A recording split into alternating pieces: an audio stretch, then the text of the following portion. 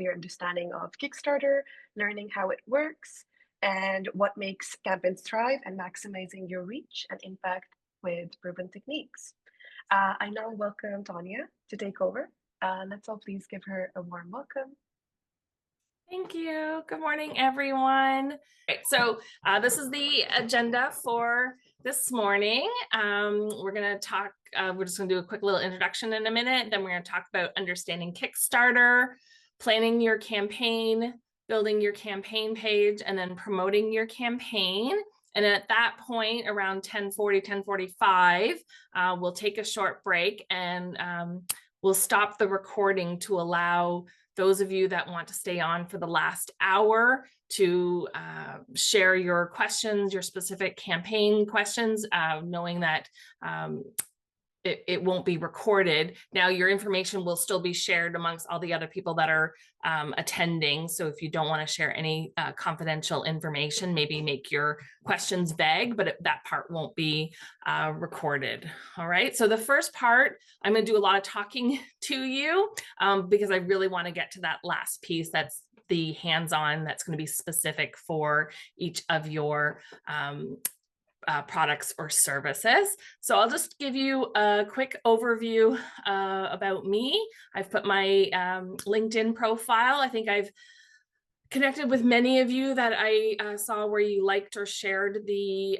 posts on LinkedIn. I think I connected with all of you, but please do connect with me. I have quite a few connections, and I'm very particular about who I accept. I have to have had some connection with them, such as hosting a workshop. So I have over 25 years experience in public relations, product development, strategic planning, project management in the private, public, and nonprofit sectors. I've worked with the Innovation Cluster for, I think, really since their inception. I used to work in Kawartha Lakes in the Economic Development Office. I was the manager of innovation there, so working really closely with the Innovation Cluster. That was prior to them having an office in Kawartha Lakes. I've advised over 500 companies, secured over 100 grants for clients, approved millions in loans while I was with the Kawartha Lakes Community Futures.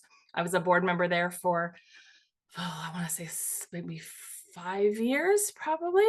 And then as the general manager at Community Futures for Peterborough. I've taught at least 500 Fleming College students in various courses, including project management, change management, entrepreneurship, risk management, procurement, tons of courses all around products and services and stakeholder engagement. I own and operate a management consulting firm, SHCG. I've been doing that since 2016. And this year I'm a new expert in residence at the Innovation Cluster. So I know there's a lot of you on the call today, so I'm not going to have you all introduce yourselves, but just to do a quick little icebreaker, if you could put in your chat, I've got a little prompt for you.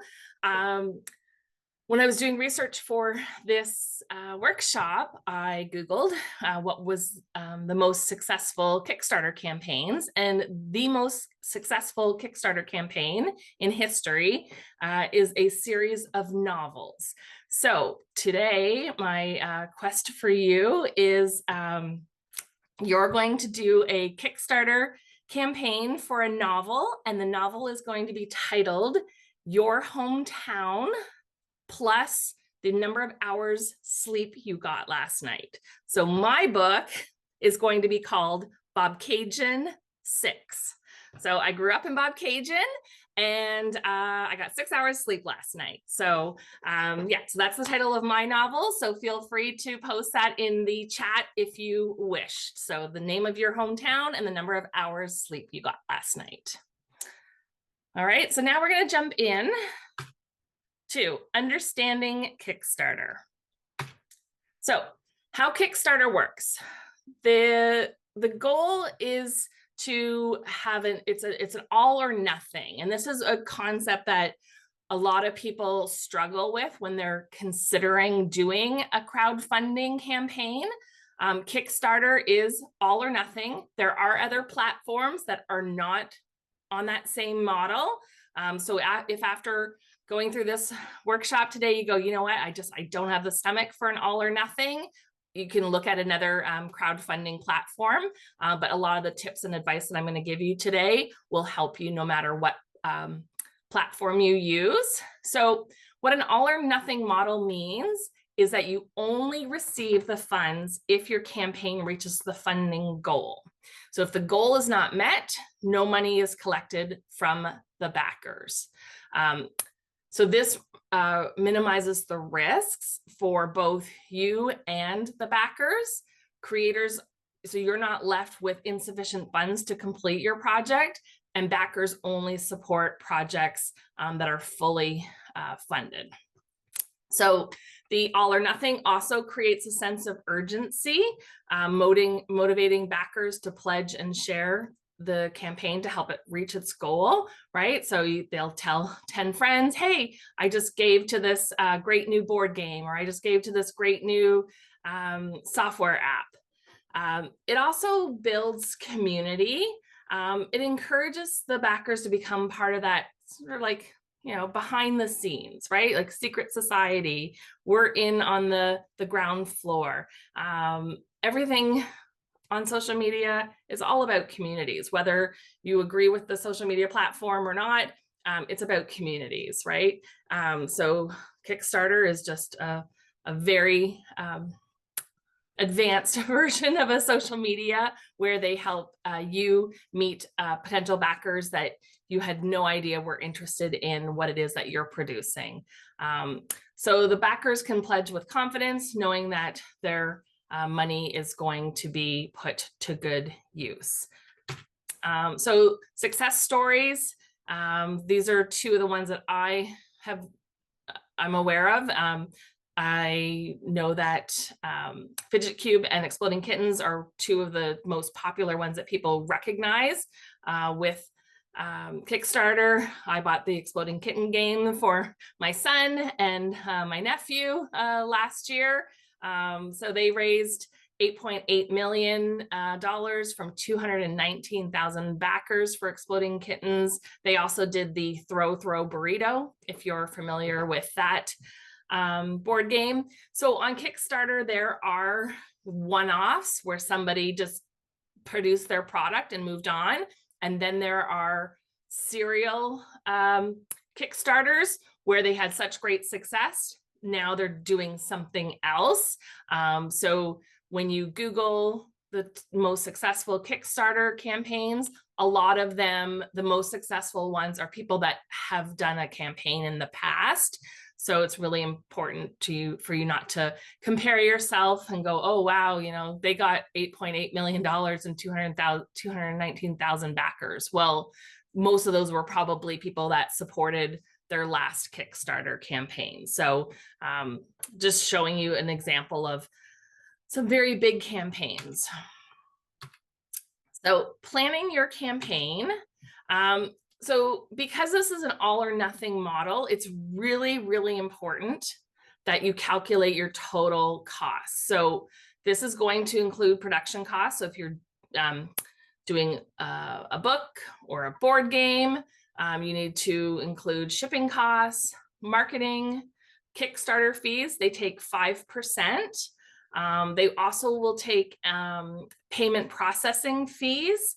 So I think that ranges anywhere from 2 to 3.5%, depending on how that is. Usually Visa or MasterCard. I'm not sure. I think they take PayPal. I don't even know if they take Bitcoin. Yeah, so any payment processing fees. And then you definitely want to have a buffer, just like you do when you're planning anything that you are producing. You want to have a little bit of wiggle room for unexpected costs or fluctuations. Research and benchmark. So you're going to analyze similar projects. Kickstarter is fantastic. They have a number of search tools on their website where you can search by country, you can search globally, you can search by topic, whether it's a board game, a book, an app. I know there's probably some people on the call that I've advised, and they've got large or equipment that they're manufacturing. So pretty much anything can be funded on Kickstarter. So just try to see what others have done to get a good sense of what could be a realistic funding goal. One of the benefits of doing a Kickstarter campaign from a backer is that there's a reward, right? So people get something or access to something that nobody else has, right? There's that, have you heard of FOMO, fear of missing out, right? So they want the latest and greatest gadget from whatever company. So they want to have some sort of a reward.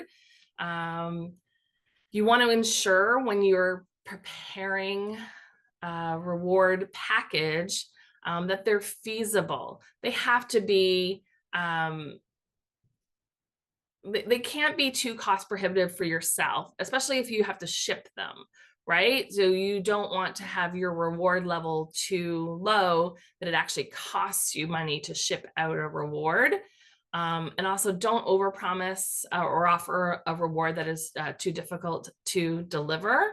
So you also want to consider if you exceed your targets and you had only planned on having 1,000 widgets for your rewards, and now you've got to give out 5,000 widgets. You want to make sure that you can scale whatever it is that you are shipping out. So choose rewards that can be produced in larger quantities without compromising quality. You want to personalize them if possible. So a personal touch. So including rewards that offer a personal connection, such as a handwritten thank you note, personalized videos, or custom artwork. I have not done this, but I know videos now can be done very easily with AI. I believe you can use, I know, Canva. Canva has a feature now where you can upload text. So if you had, so say this week or this month, you wanted to upload your 30 backers, you could upload their names and you could have a script, and Canva would now produce that video and insert their name from your script. So you could do that. That's reasonable.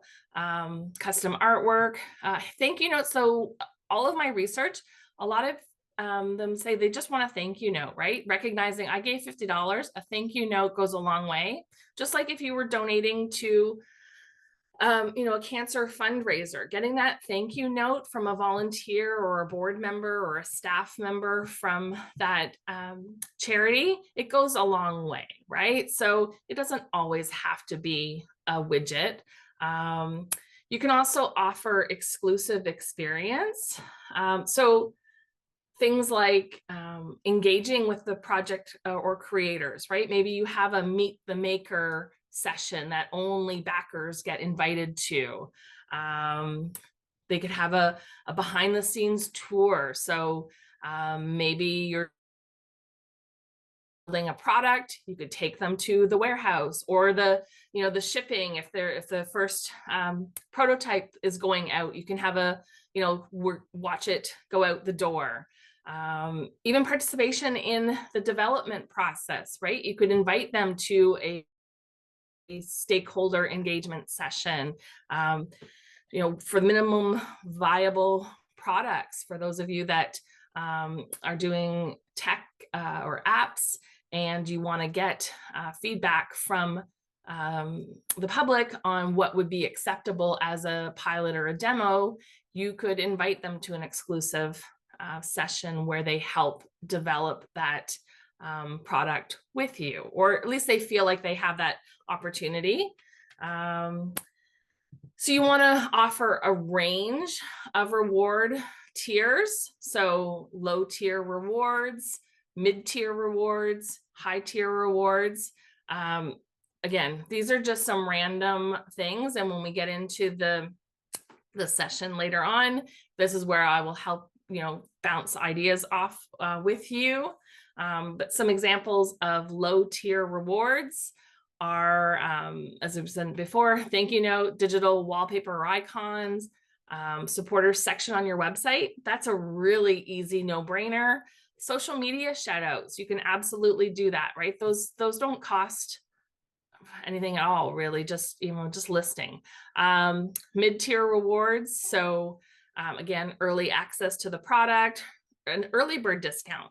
Maybe that's a great opportunity. So if you're developing something that, costs several $1,000s to purchase, you could say, hey, the first or all my backers in this range will get this price, right? You'll get it at cost, or those types of things. Limited edition items, 3D printed miniature models. I've got a 3D printer behind me. That's my present for my son this Christmas. He's 13, and he was super psyched to get a 3D printer. So he's been printing off all sorts of things. If you don't have a 3D printer, your community will have some sort of a maker space in the Peterborough and Kawarthas area. In Lakefield, it's actually called the Makerspace in Lakefield, and it's run by the Selwyn Public Library. My company, we did the branding for the Makerspace. We did that pro bono. We offer a lot of pro bono services to nonprofits in our community as a way to give back. And so we did the logo design for the Makerspace. They have a 3D printer there. They have one of those Cricut or Cricut, I'm not sure what it is, but those expensive, fancy vinyl lettering machines. They have laser cutters. They have all sorts. They actually even have a sound recording booth. And that's kind of off topic, but if you were doing a podcast or recording a video, they have a sound booth. And you can go in there and record audio, and it's a fantastic space. So if you're in this area, but no matter where you are, there's going to be a place where you can do 3D printing.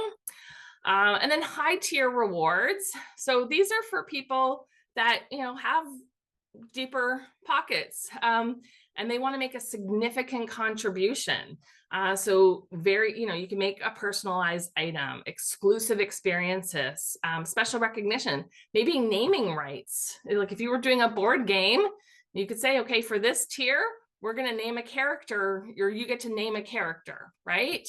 Again, this will all be dependent on what it is that you are offering, but there needs to be, the what's in it for me, right? So as a backer, what's in it for me? Maybe all I want is a thank you note.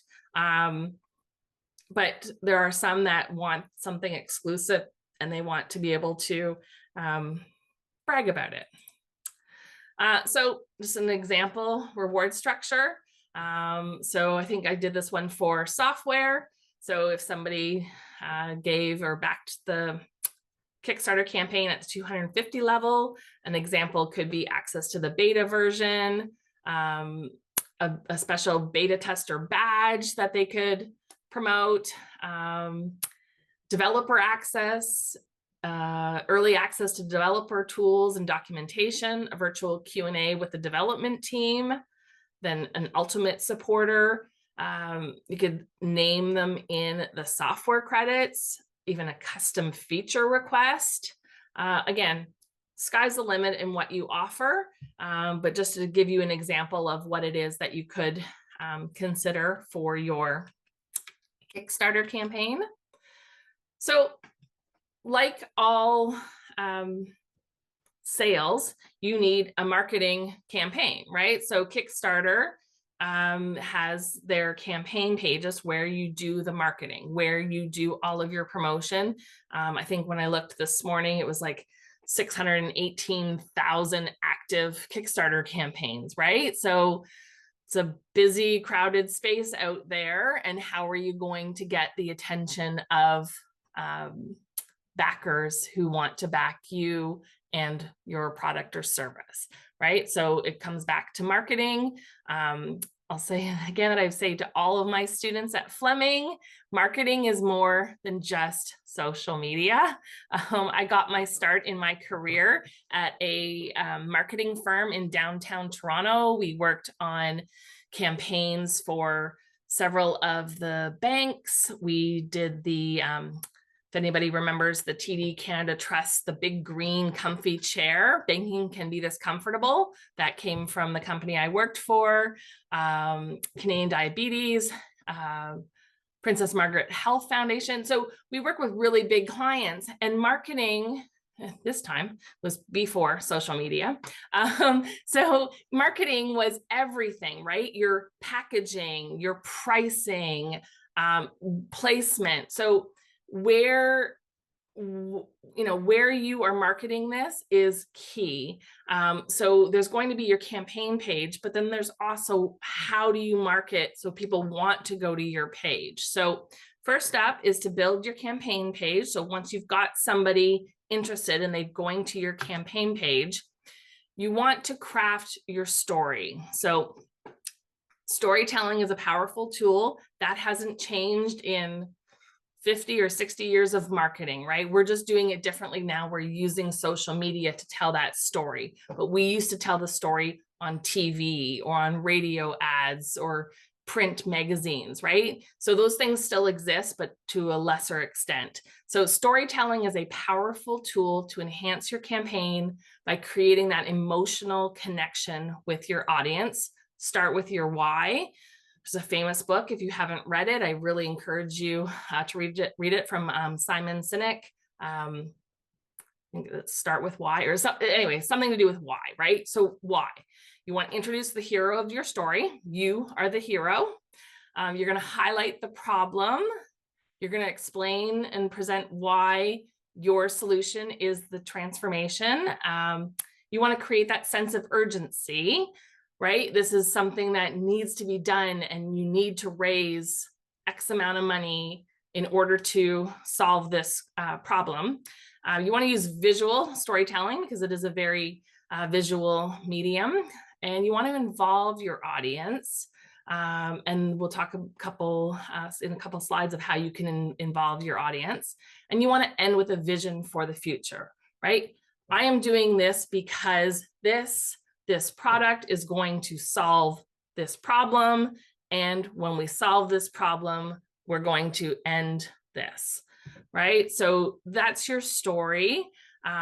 And it does sound daunting, and you've probably heard this probably a million times in your entrepreneurial journey, but it's really something you need to craft and hone. It is the most important, right? People call it an elevator pitch.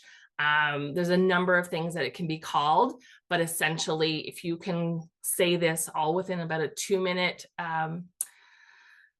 time frame, you're going to have a really, really powerful message.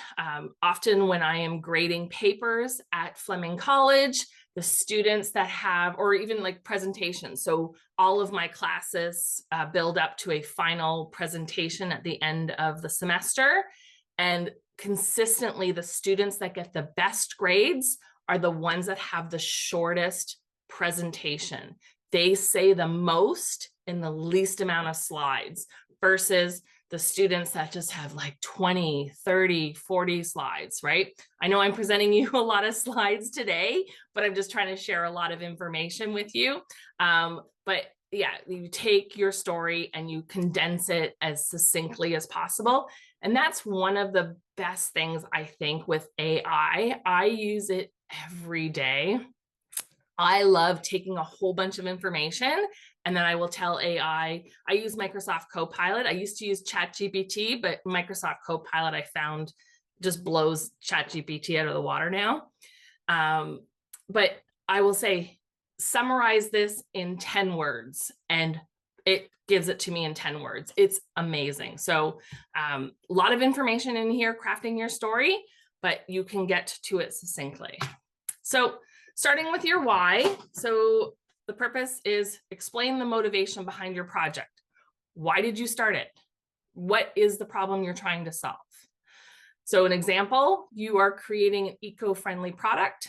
Share the moment when you realize the impact of harmful chemicals or a specific harmful chemical on the environment and how it inspired you to find a better solution.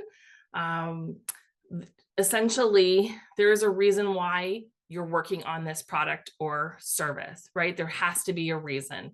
No one's forcing you to spend countless hours working away, looking for opportunities to grow the product, to grow your revenue. There's a reason why you are working on this so passionately every day. Just explain that to everybody else. You're going to resonate with someone, or hopefully a lot of someone's. So, personal connection, you want to introduce yourself and your team, share your background. So again, this morning, I said, I grew up in Bobcaygeon. People can go, oh, I know that from the Tragically Hip song, or I still remember it was about 20 years ago. So this was well before the Tragically Hip song came out, called Bobcaygeon. And I was in a hotel. It was actually the Royal York in Toronto. And I was getting ready for a conference, and I was getting a manicure. And I was just talking to the manicurist, and she's like, oh, where are you from? And I'm like, oh, I'm from Bobcaygeon. And she's like, oh my gosh, Bigley's. And I'm like, what? You know what Bigley's is? And so it's just a really interesting thing that, like, here I am from a very small town. It's like 3,000 people, but someone in downtown Toronto, a manicurist, she knew what Bigley's was, right? So to anybody from Bobcaygeon, you know what Bigley's is. It's this massive shoe store that people come from all over to go see. So it just, again, that personal connection. Someone will say, oh, wow, my grandma lived in Bobcaygeon. I used to summer at her cottage, those types of things, right? So share your background, your expertise, and the journey that led to this project. You're going to make a connection just with that piece alone. So you can share anecdotes, frustrations, eureka moments of your first prototypes. It makes you relatable and builds trust, right? Did your first 5 prototypes just like suck, right? Say that. Nobody expects this to be easy. If it was easy, everyone would be doing it. Okay, so I know in some cultures, failure is seen as awful, but in North America, especially in Canada, failure doesn't make you, people understand that you've overcome failure, right? So the fact that you got back up on the horse and you're doing it again and you're figuring out how to make it work, that's what makes a really good entrepreneur, a good product developer. One of the stories that I share with my students at Fleming is a product that I was responsible for. I did all of the sales and marketing worldwide. I had over 20 distributors in 20 different countries selling this product. And every time I shipped, or I had the shipping department ship out my product, I just held my breath and I'm like, what's going to go wrong with this shipment? It was one of those, it was a brand new product. And every time we shipped it out the door, there was an unexpected issue. So I got to the point where I just knew there was going to be a problem. I accepted it and I learned from it. And by the time, I think it was about 6 months of that, okay, this is what happened, we're going to fix it for the next time. By the time the 6 months were over, we had overcome so many challenges that it made the next round of, I think it was like 15 more licensees that we signed up, because we've gone through that frustrating journey with the first 20 or so. So it's relatable. If you tell a potential backer, nothing will go wrong. Nothing's ever go wrong. I have assessed every possible risk. It is error-proof, risk-proof. That does not build trust. What builds trust is, yeah, we screwed up. This is what we did to fix it. It won't happen again. I'll tell you another story about a client of mine who they had a revolutionary product that was going to change the building industry. Their product was so innovative that I had the federal government and the provincial government calling me and saying, you need to help this company because they don't know how to apply for grants, and they are going to be the next big thing in the construction industry. And so I met with them and I was like, this is fantastic. How does nobody know about this product? Anyway, so I can't share all the details with them or with you, but essentially, once I started doing the research about them and their product and their company, I discovered they had had 3 years prior an incident where a high school student who was doing an internship or summer job, there was an accident at the workplace and they died, unfortunately, in a tragic accident. And unfortunately, because whenever you Googled this company, that was the only thing that came up, right? It was a tragic, horrific accident. And the fact that it was a high school student just made it even more tragic. So, because of that, I had to explain to them that it was going to be very difficult, if not impossible, to get any government funding, because one of the principles about getting funding is, how would this look on the front page of a newspaper, right? The government of Canada gave XYZ company $5 million. They have horrible working conditions and led to the death of a young worker 3 years ago, right? So you can't erase what happened, but what I coached them on was, okay, we need this to be just one of the stories that is told about you. It can't be the only story, right? It can be, hey, this was a horrible situation. This is what happened. This is what we did to recover it. We can confirm that there has been, we've passed every safety inspection since then, that sort of thing. But then also talk about other things you're doing in your company. As you can imagine, that consumed so much of their daily activities during that period. So all the news stories in that community talked only about that, not that they just hired 25 people for a new product line, right? So you need to share positive stories. You don't hide or try to cover up something, but you just want to make sure that it's not the only story, and it builds trust, right? You're not hiding it. You're, hey, this is what happened.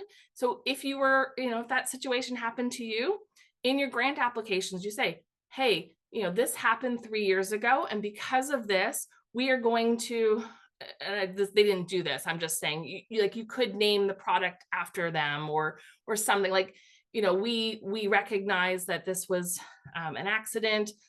It will never happen again. And it just builds trust, and it makes people relatable, right? Accidents happen. And you want to be the hero. You want to show that you've overcome it, and that you can be trusted with being a good steward with this money that the backers are giving you. All right, so highlight the problem. So you're going to identify the issue, right? Clearly define the problem that your project addresses and make it relatable to your audience.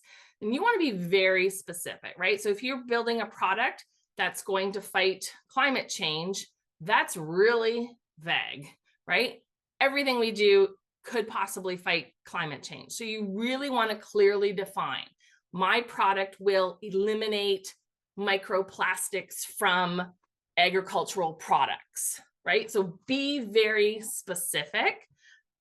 You can describe a common frustration or challenge that your target audience faces, and then how you will provide a solution, right? So don't make it too broad, ending world hunger, solving when people say they're going to solve the homeless crisis, like, no, if it was that easy, we would have solved it 50 years ago, right? It's just, don't be too vague. You need to be very specific of how your specific solution will address a problem.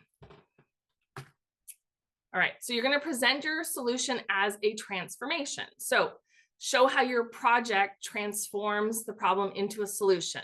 So a before and after scenario is a perfect example, right?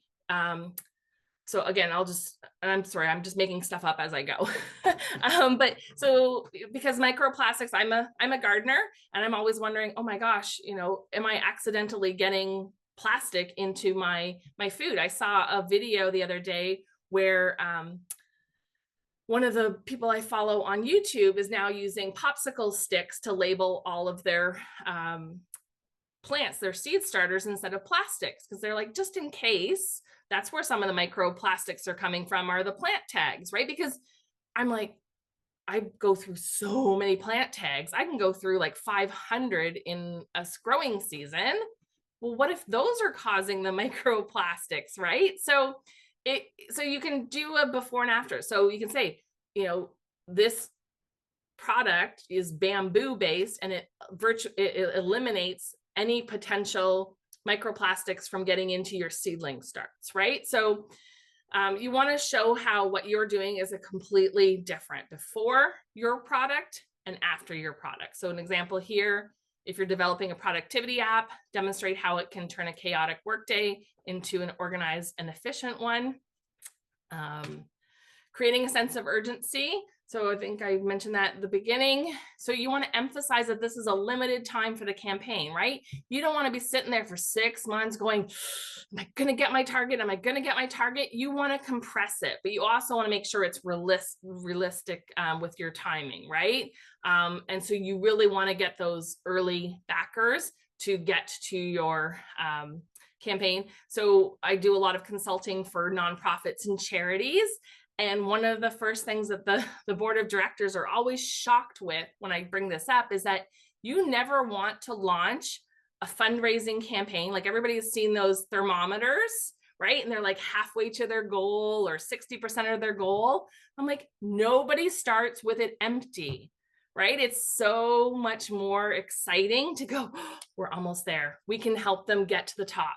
But if you see a giant thermometer with $1 million and there's nothing in there, you're like, no, I'm going to go fund something else because it's more achievable. They're never going to get to their $1 million, right? So with charities, you have what's called a soft launch. So essentially, you would be doing the same with a Kickstarter campaign. You would have this like soft launch to get your early backers so that when it gets to mass awareness, like if you were getting TV publicity on a major news network or on a podcast, you've already got some early backers, right? So then people go, you know what, that $1,000 will just help them get to that 75%.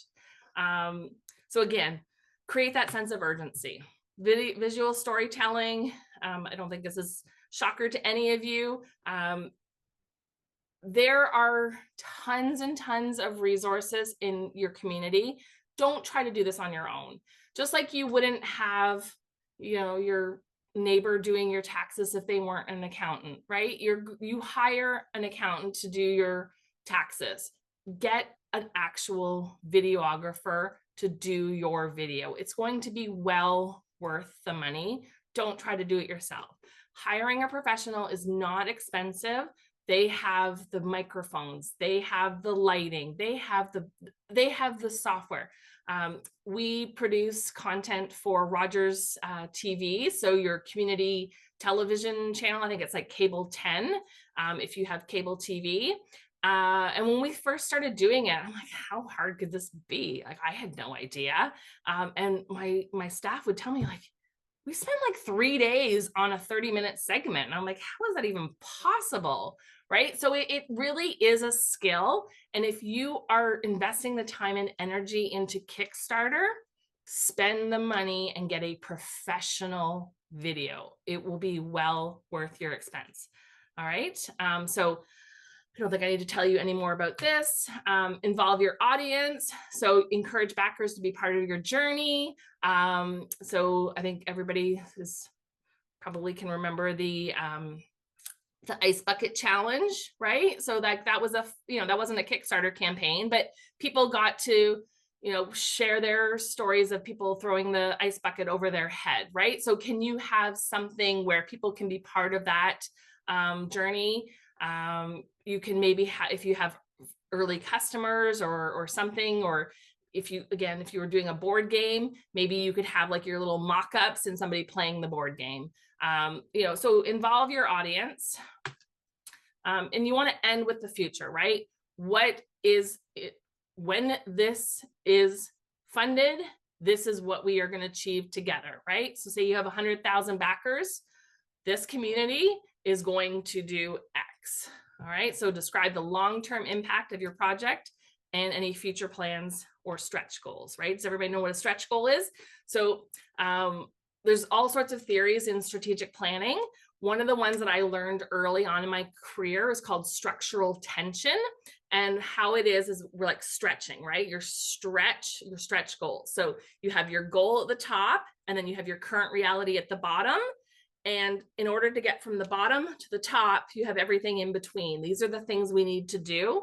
Once we go from the current reality up to the top, we got to do these 3 things or 10 things, and we will hit our goal. So you have that tension and that stretch. And so think of that. Once we get there, that's what the goal is.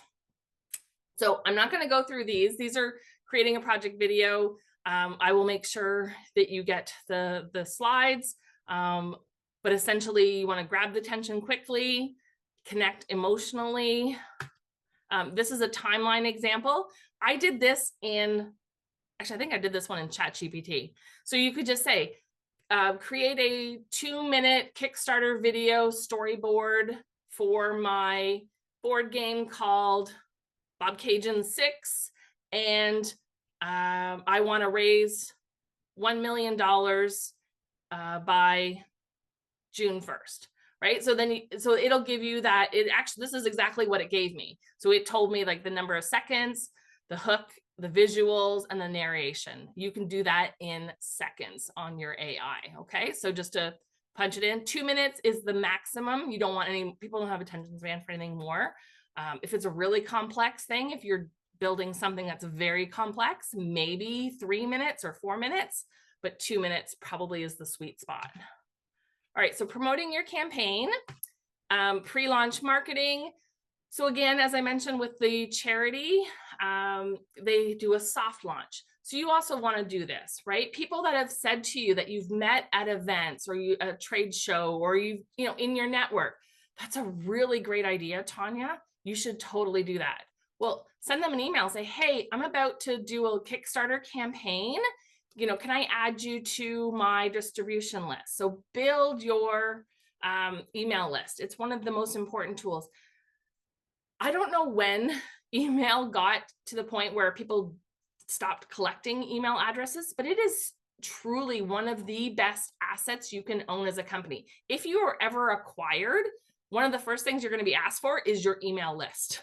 So email lists are huge. Social media followers, they're following billions of people or millions, right? So email list is a lot more personal. So connect with your colleagues. You can even put a section on your website, sign up for early alerts or those types of things, but build that email list. So during the campaign, you want to provide them frequent updates. It can just be a quick little 2-sentence email. Hey, Tanya, I just wanted to let you know we're at 30%. We're going to wait another week or 2 before we send out a media release to the major news outlets in Colorado or whatever, right? So just let them know where things are. So actively engage with social media. So this is one thing that really irks me with social media. So people always post, right? And then you get excited when somebody likes or shares your post. When was the last time you liked or shared somebody else's post? So that's one of the first things we tell our clients. We don't really do social media because we're too expensive for most clients for social media management, but we'll help them get a couple things. Is why not like and share somebody that's similar to you, that's not really a competitor, but like and share them as your business, right? So make a comment. So it's not just about you posting. You also need to like and share other people's posts, especially industry associations, news media. So especially articles that are written by media in your industry sector, like and share those, comment on those, right? Answer questions promptly. So if somebody posts a question on any of your social media platforms, address them quickly. One thing I tell a lot of my clients is just pick 1, maximum 2 social media platforms. Don't be on all of them because it's exhausting, right? So I have a nonprofit and I decided for them, I said, look, if I'm going to be doing it while you're getting started, we're only doing LinkedIn. We're not doing any of that. I don't have time to keep up with questions and comments. So yeah, you just want to make sure you are answering questions and addressing the concerns. Don't hide the concerns, address them with factual information. If someone is spouting lies or misinformation, respond with the correct information.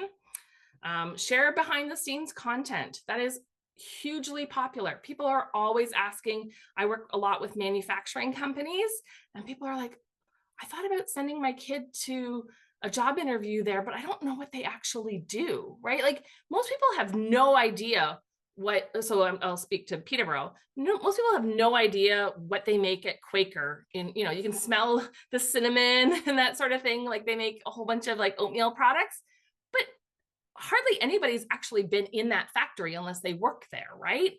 Same with Minute Maid, a lot of the manufacturing companies, right? So share behind the scenes content so people know, oh, that's really cool what you're doing. That's really neat equipment. That's state of the art equipment, right? So visual updates can be very compelling. So after the campaign, so I'm not going to talk about this, but you just want to make sure you don't just like forget about them, right? Once you've got the money, you need to now update them. Hey, all right, we are now testing this product with XYZ. And this is, it's going to be 6 months before we get the data back, right? Make sure that they are not forgotten about. All right, utilizing media. So what do we got for time? Okay, I got 12. I thought it was be done sooner, sorry. All right, so I will go through this pretty quickly. So crafting compelling story, we've already talked about, but again, using that unique angle, right? If there's 620,000 Kickstarter campaigns out there, what makes you unique, right? Again, what is that compelling pitch that's going to be of interest to the media? So I would assume that you get some media training. Can anybody from the Innovation Cluster confirm of any of the courses? Do you offer media advice in any of the programs you offer?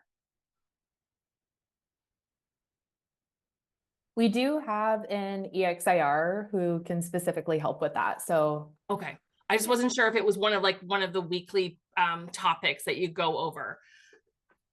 In the future. Okay. All right. So because I worked at a public relations agency in Toronto, it's one of Canada's top public relations firm. You always want to have an angle that the public is interested in. And you have to recognize that just like Kickstarter, there are hundreds, if not thousands of stories that the media is being pitched on a daily basis. So you just have to recognize that because they didn't get back to you doesn't mean that they're not interested. It's just somebody else's story was way more interesting. So number one rule of media is do not hound them. You send their information. And if they say send it to news at or articles at, trust that they received it. They have a process internally that it gets reviewed and vetted. And it might be that they park it because, in 2 weeks from now, they're going to do a segment on that particular topic. And then that's when they might call you. So just essentially make sure your message is clear and concise and the key points of your project. And you want to build a media research list. So you're going to identify bloggers, journalists, influencers who've covered topics similar to your project. And you want to tailor your pitch to each contact. Okay, so your pitch is going to be different to somebody in a financial publication versus an environmental publication, right? So if you were doing an environmental product, you want to speak to the finances of, how much money is going to be saved by eliminating fossil fuels with your product versus an environmental. You're going to say, okay, the output of this will be 0 emissions or something. So you just want to make sure your pitch is tailored to that particular publication. Everybody loves to be flattered. So mention their previous work saying, hey, Tanya, I saw that article you covered last year on XYZ Corporation. We have something similar. However, we solve this, which that other company couldn't solve. I'd love to chat more with you about it, right? So be specific. Just like you would be selling this product to a customer, take the time. This is a potential customer. Treat the media like you would a customer. Consider you have to sell them, but a soft sell. Engage in follow-ups. Yeah. So again, initial contact and then follow up. So you could politely follow up a week later, but don't no more than just one follow-up. And then just always say, I'm available to be interviewed, right? There could be a hot topic. I know one of the clients I've advised so far was building like a windmill, but using different technology. There could be a news item in 2 weeks from now, and they're like, oh, do we know anybody that's, you know, working on the next generation of windmill technology? Yes, we are, right? So just trust the media has a process to search their database of experts in that field. All right, I did it. Okay, so I got done before 11. I'm sorry, Tony, there is a question. That was amazing. There is a question by Minna another early that I don't, it's related to social media. Okay. So she's asking, what's the best social media that you offer? Instagram, LinkedIn, or Facebook? All right, so I get that question a lot. And the answer is, it depends, right? If you are doing a board game, then you're gonna wanna be on like TikTok or Instagram, something, you know, visual where you can see people playing the board game. If you're building the next generation of wind, clean energy wind turbines, you don't want to be on TikTok, right? You're going to want to be on LinkedIn if you are, you know, building your network and you're looking for companies to sign up with your technology. So honestly, it really depends. So again, I'll come back to the whole marketing is more than just social media. It is everything. It's your packaging, it's your pricing. You know, the most expensive product in the world, if you have 10 billion views on TikTok, nobody's going to buy it, right? So you want to make sure that whatever platform you use, if it's only one or if it's multiple, that it is custom to that audience. And the number one thing when you're doing marketing is research. Who are your potential customers? So if you're doing a Kickstarter campaign, these may not be your end users, right? They might just be your particular, today you're selling to potential backers. They might be completely different than the end user of your customer. Or in the future, or the end user customer in the future. So it all depends. And honestly, if a social media expert tells you you have to be on TikTok, that's a red flag. So you need to have a social media advisor who will tell you what's right for you. It really depends, again, on your product that you're selling and the audience you want to, but don't jump on the latest craze. Before this started, we were all talking about blue sky. So depending on what your product is, blue sky is kind of going to be the new Twitter. It is more, I enjoy it because I like to skim the news in the morning. And with Instagram, you can't click on a link. LinkedIn, you can. So I check LinkedIn every morning, but now I can go to Blue Sky and get a short little snippet like you could with Twitter, and click on the link to learn more about that particular article. So it might be if you're developing a clean tech product and you need to reference a lot of studies about the environment, pollution, those types of things, Blue Sky might be the ideal platform because people can click on those links to learn more, right? You're sharing information and people can go, oh, I trust that Tanya is a good source of information because she's sending me to a legitimate, credible data source. Hopefully that answers the question. Thank you. We do have another one by Mubtada, which is we actually have two more. So the first one is, how about a website, a tech product? I believe, if I'm not wrong, Mubtada, feel free to correct me. What they're asking is, how about we use a website for a tech product? Is that right? To using like a website for, marketing, like in terms of social media.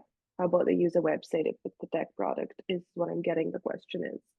Okay, yeah, I'm not quite understanding because I mean, probably everybody should have a website. So I think, wait, he's actually corrected. The best, I'm sorry, I misunderstood. The best social media to promote a website. Again, it all depends, right? I would never promote my company on TikTok. My company did have a Facebook page for a little while, but because most of my clients are municipal government, I'm not interacting with people on a personal level. So I recently deleted our Facebook page, and I only have a LinkedIn page for my company. I have a professional Instagram account, and I have a personal Instagram account. So my personal is for friends and family, and I talk about gardening. But then I created, because a lot of my students at Fleming wanted to follow me on Instagram. So I'm like, okay, I'll create a professional one there on Instagram. So I have Instagram, I have LinkedIn personal, and then I have a LinkedIn company page. And that is it. We don't use social media. We rely on referrals almost 100%. So again, it all depends on your product and what it is that you are promoting. But social media, to do it well, it's exhausting. It really, truly is. If you want to do it well, it's exhausting. For every TikTok video that goes viral, they have done probably thousands of hours that never went viral, right? So it's exhausting. So I'll just leave it at that. Like, if you, most people don't have the time to devote to it. So the reason why I love LinkedIn is each morning it like gives me a list of all the things. There's like an actual tab in there called catch up. If nobody's seen that, when you go into your LinkedIn, there'll be a catch up tag or tab, and I just click it, and I'm like, okay, who changed jobs overnight? You know, who liked or shared something in my network? And I just quickly skim that. And then that way, when I come to a meeting, if I'm out at an event or something, I can say, oh, I love that thing that you shared last week, right? Like, so again, it all depends, because my business is almost 100% on referrals. My potential clients love it when I say, I saw what you shared on LinkedIn. So that works for me, but it'll be different for everybody else. All right, thank you. I do have 2 more questions, but I also want to ask you, I know the next phase is question and answers, where you want a more interactive. I'm fine to do questions. I mean, the whole point was questions and answers. So if there are a lot of generic questions and answers, we can answer those for the next 10 minutes or so. And then we'll take a break, and then we'll get into the specific helping people craft theirs. So how about we do 10 more minutes of Q&A? We'll take a short break, and then we'll stop the recording. And then those people that want more specific one-on-one advice about what they're thinking, that's what we'll do after that. Excellent. So thank you so much, Tanya. The next question is Ahmed Abdi. He wants to know, thanks, Tanya, any preferences between Kickstarter, Indiegogo, GoFundMe, etc.? Like any preference that you have between all of them? Yeah, so I can't speak to that. So as I mentioned, I have never done any of those. I know a lot of my charity clients, they do like the GoFundMe. So if you're a charity, GoFundMe is ideal. I started, so I have experience with a GoFundMe. About 8 years ago, the community my parents are from, in a little town in Newfoundland, they were hit by the aftermath of a huge hurricane, and I forget what it was called. Was it Ivan? I forget.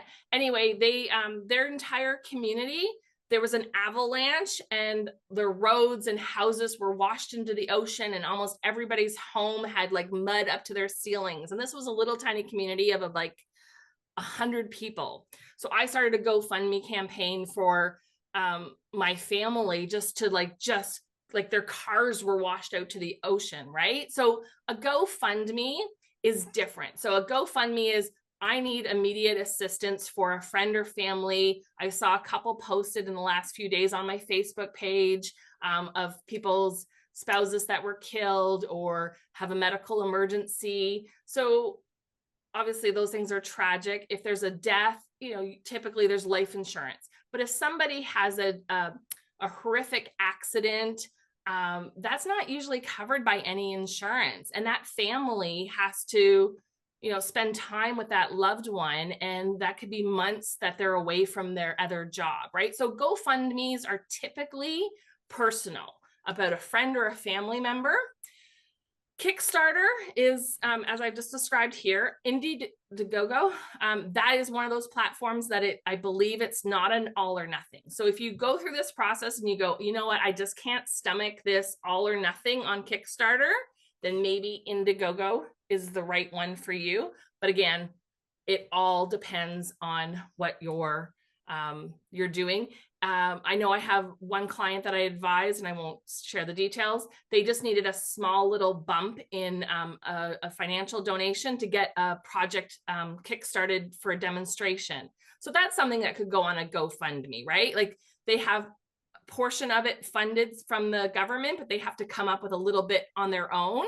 So they could do a GoFundMe to say, hey, I've got this project and I could just use this small amount to just take me over to the top, right? Rather than going through all the rigmarole of doing a Kickstarter campaign, then if it was a small amount, you could appeal on GoFundMe. Hopefully that answers the question. Thank you. So the next one is from Nagin. I hope I didn't butcher your pronunciation name. Sorry. It is when a product is solving a very specific professional problem in a specific industry, not a common problem that common public may face or be aware of. Does it have a chance to raise funds in such platforms? I believe so. So, yeah, obviously, like if you don't want to share specific details, I'll just go vaguely, but definitely stay on after this if you would like more specifics. But essentially, there's still a reason, right? There's a reason why you're working on this.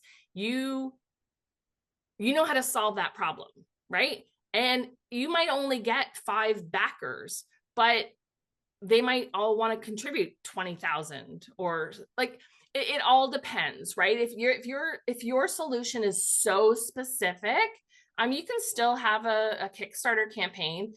Like I've seen some where like they had like 3 backers, but they still met their target, right? So you can make your target as low as you want. But essentially you're trying to get people to believe in what you're selling. So you need to explain why you get out of bed in the morning to work on this product or service, if that makes sense. So that's the connecting, the personal, the why. Why are you doing this? All right. I hope that answered the question. Thank you, Tonya. We do have 5 questions in the go, so I think we have 6 minutes. Thanks. Khalil says, thanks for the presentation. If a campaign for a product fails, the biggest impact I assume is on the reputation of the company or the product. Do you have any advice on how to handle failed campaigns? Oh, that's a great question. I don't think it has any bearing. I think the Kickstarter community, from what I've only been researching this now for about 2 or 3 weeks. I think we discussed the topic maybe 3 weeks ago. I think people are actually kind of impressed that, okay, it didn't work the first time and now you're trying something else. Again, in North America, the culture is if you fail, okay, that sucks, but doing it again. I don't think it would negatively affect you, the company, or the product or service. I don't see any evidence of that whatsoever. And also to Kickstarter, and I can't speak to the Indiegogo, but Kickstarter does, the reason why they have this all or nothing is that there are these safeguards, right? So that you can't pull the wool over somebody's eyes and take the money, right? You have to be able to produce what it is that you are going to produce. Otherwise, you don't get that money released to you. So there are those fail safes in place specifically for that. And that is one of Kickstarter's number one priorities, is to safeguard that investment from the backers to make sure that the entire platform is not at risk, right? Because I don't believe a failure would impact you negatively at all. All right. Thank you. Vijay is asking, at what stage should a startup engage with crowdfunding Kickstarters? It all depends. So a Kickstarter, So typically the advice that I've researched is that you want to have sort of a short time frame, right? You want to get that energy and excitement to get it over. But if this is a product that is going to take 5 years, okay, so I think, oh, and I should have Googled it. The Great Ocean Cleanup. I believe that originally was a Kickstarter campaign.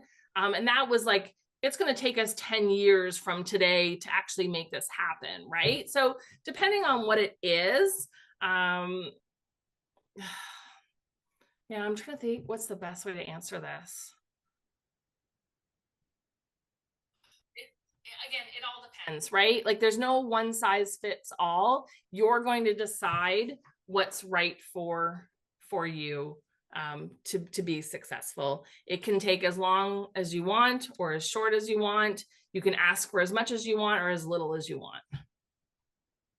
Sorry, I know that's not a really great answer. Thank you. I think that's great. And Imaja, if you want to stay like, yeah, for the next bit where you can have like an situation-based question, I think, yeah, it would help Tanya, you as well to answer that. But yeah, and I said, as I said before, we will turn the recording off and then I'll have the chat open. And then, and I wonder, we might even be able to make the chat private. That anyway, we'll figure that out. Once we're done with all these questions, then we'll take a quick little break and we'll figure out the best way that you can ask me questions and get more specific answers. Awesome. Definitely, thank you. Thank you so much. All right, so we have Abasim who's asking, how can a Kickstarter campaign strategically designed not only to secure funding, but also build long-term brand loyalty and community engagement that goes beyond the funding phase? Would that be a possible approach? Absolutely. And that is one of the key benefits of using Kickstarter, is that it's a starter. It's not like kick out. So I remember when I was first working in economic development and business incubators were just starting up. And the whole purpose of it was that you kind of graduate and you get kicked out of the incubator and you move on, right? The idea of a Kickstarter is it's just giving you a kickstart, right? So a lot of the most successful Kickstarter campaigns are ones that they've done several before. So if you have a loyal following, and the number one is this series of novels, and I can't remember the author's name. But the reason why it was so successful, I think it was like 2,000 or 3,000% higher money raised than what they were asking for, was because they had such a loyal following, because they always followed up. So once you have your backers, that's your community. They want to see you succeed. So for an example, say you currently only sell your product in Canada. 6 months after your Kickstarter campaign's over, and now you've shipped your first product to Israel, right? They're going to want to know that, and they're going to want to celebrate it. And they're going to say, look what I helped do, right? This product went to clean up the water in war-torn countries such as Israel, or those types of things, right? So that is definitely, if community is important to you, then I highly recommend Kickstarter. I can't speak to Indiegogo. I don't know anything about that. I did not research it. But a GoFundMe is really just one and done. You go in, you ask for the money, and you're done, and you're out of there, and there's no future community. So I think if community is important to you, I would highly recommend Kickstarter. Awesome. Thank you, Tanya. Just 2 more to go. I have, it's Sagar and Ananda asking the question. I've seen a lot of people on Fiverr helping with Kickstarter campaign promotions and boosting it. Is it worth it? Have you had any experiences with it? No, but so Fiverr is a freelancer platform. So again, and so I often give this advice to anyone that says, I will help you start your company for $5,000, or I will help you register your company, or don't pay for these services. There are so many people that will help you. But at the end of the day, if you decide, you know what, I don't have the time for this, I want somebody to do all my social media posts, my videos, keep up with my campaign, then by all means, put out a proposal on Fiverr or, what's the other one? Oh, I can't, anyway, there's a bunch of those platforms, and say, I'm looking for someone to design, launch, and manage my Kickstarter campaign.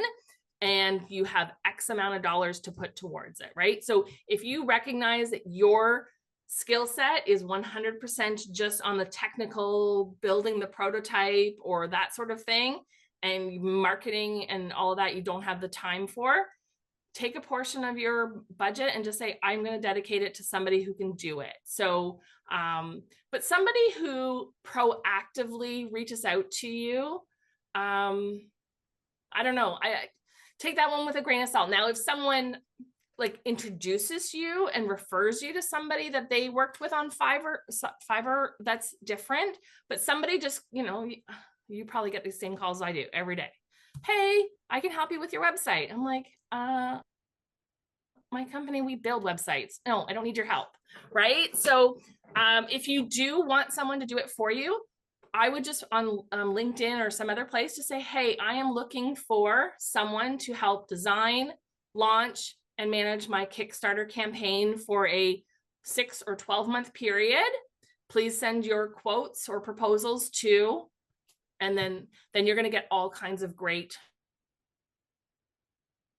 responses if that, hopefully that answers your question. So I'm not against it, just be very careful of people saying that they can help you when they don't know anything about you.